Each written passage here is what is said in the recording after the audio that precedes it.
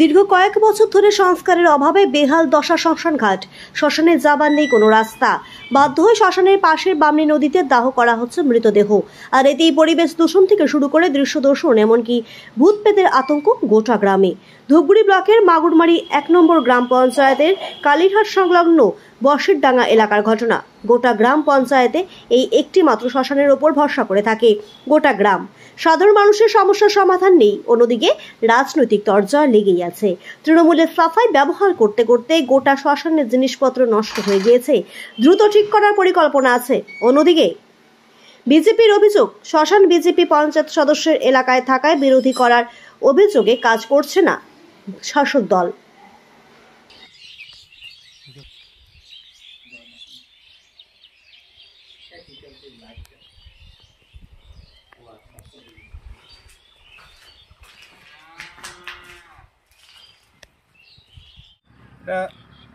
আজকে যে কোনো কাজেই আজকে যেটা শুরু হবে সেটা হয়তো সেটার যে কার্যক্ষমতা যতদিন একদিন না একদিন সেটা শেষ পরিণতি একটা আছেই।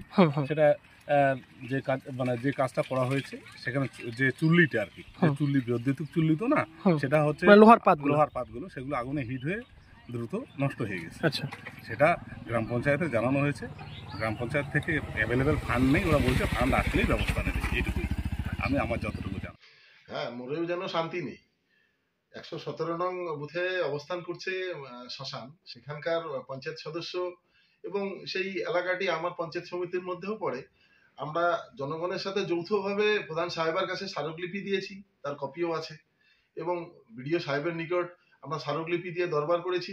কিন্তু এখনো সেই শ্মশানটি বেহাল অবস্থায় পড়ে আছে। বিষবাও সংস্কার বিষবাও জলে।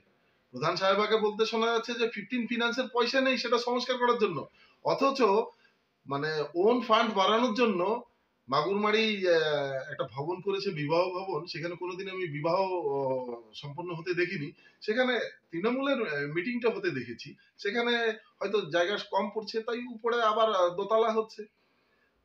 কি উদ্দেশ্য নিয়ে ওখানে কাজ হচ্ছে সেটা জানি না, কিন্তু শ্মশান একটা পবিত্র স্থান, সেখানে কিন্তু সংস্কার হচ্ছে না।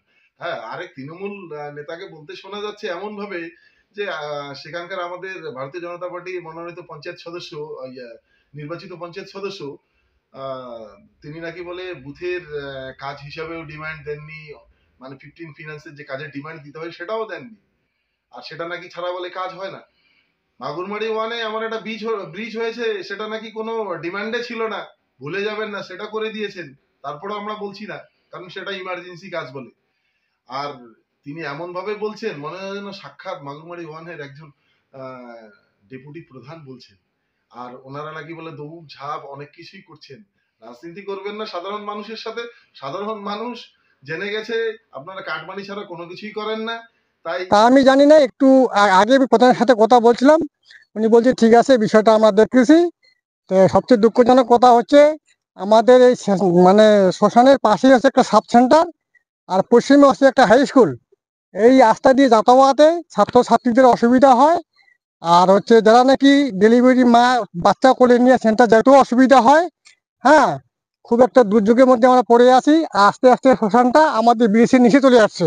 কাজই করতে পারি না, গন্ধের জন্য এখানে খুব অসুবিধা হয়। নদীতে দাহ করে মানুষকে খুব অসুবিধা হয় আমাদের। আচ্ছা, পাশে তো শ্মশান রয়েছে, শ্মশানে কি অবস্থা? শ্মশান তো ভাঙা, ওখানে তো পোড়াইতে পারে না, তার জন্য নদীতে করে। নদী রাস্তা সব নোংরা করে রাখে, আমাদের খুব চলাফেরাতে খুব অসুবিধা হয়। আমাদের যেটা ভবন করা হয়েছে ওটা হলো ফিফথ থেকে করা হয়েছে, আর ওটা তো জিপির উন্নয়নমূলক কাজের জন্য।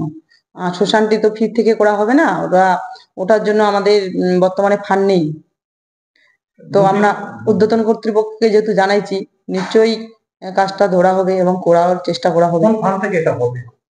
এটা কোন ফান্ড থেকে হবে এখন বলতে পারতেছি না। টাকা ঢুকলেই যদি আমাদের জিপিতে করার মতো ব্যবস্থা থাকে আমরা জিপি থেকেই করে দেবো।